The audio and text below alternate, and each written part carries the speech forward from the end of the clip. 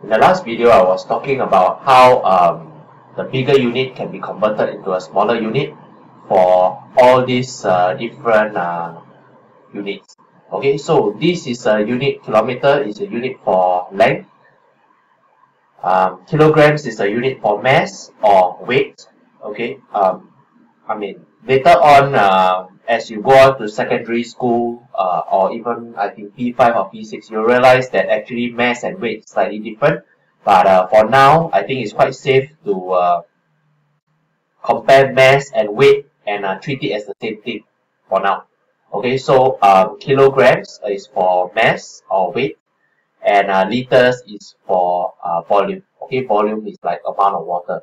Okay, and we talk about how 1 km actually converts to 1,000. 1 km converts to 1,000 meters, 1 kg to 1,000 grams, 1 liter to 1,000 milliliters. And how to remember is the best way is to remember this K. As long as you see a K,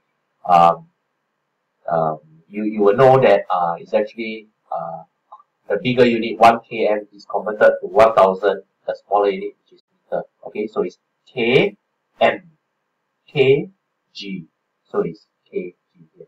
So as for liter, I was telling you that there's no secret to memorize. Okay, it's just remember 1 liter gives you 1,000 milliliters. And for meter, okay, you have to pay extra attention because it's 1 meter actually gives you only 100 centimeters. Okay, so moving on. Okay, we're going to go through some examples of how you can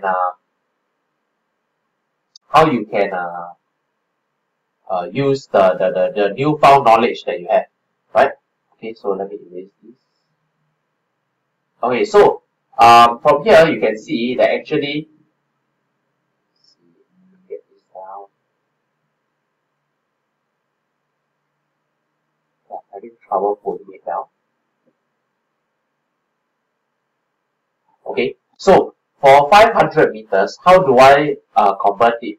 Okay, so 50 km, which means 50, right? Which means 50. I can do my working at the side to just confirm that I get a correct answer. Okay, 50, and since it's a K here, so I add three more zeros to give me 1,000. Okay, so it's actually 50,000 meters. 50,000 meters. Okay, so for 45 kilograms, I have 45 K, which is another 1,000. Okay, 22 liters. Okay, I know that 1 liter gives me 1,000 milliliters, so I need to multiply by 22. Okay, so I know that 1 liter gives me 1,000, so I take 22. Okay, multiply by 1,000 gives me 22 at 3 zeros at the back. Okay, and if you were following my previous videos, okay, about multiplication of tens, hundred, and thousands, you realize that when you multiply by 1,000, yeah, like that, okay, you can actually simply add the 3 zeros. This is only unique for if you multiply by 10, or you multiply by 100, or you multiply by 1,000, where you have 1, okay, and the number of zeros. So you just simply add the zeros, okay, to whatever you're multiplying. Okay, so for this case, what you do is that you can actually get 22 and multiply by 1,000 to give you 22,000. So it's 22,000 milliliters. Okay, and finally 50 meters. Okay, you know that you gotta be careful because meters actually when converted to centimeters is only multiplied by 100.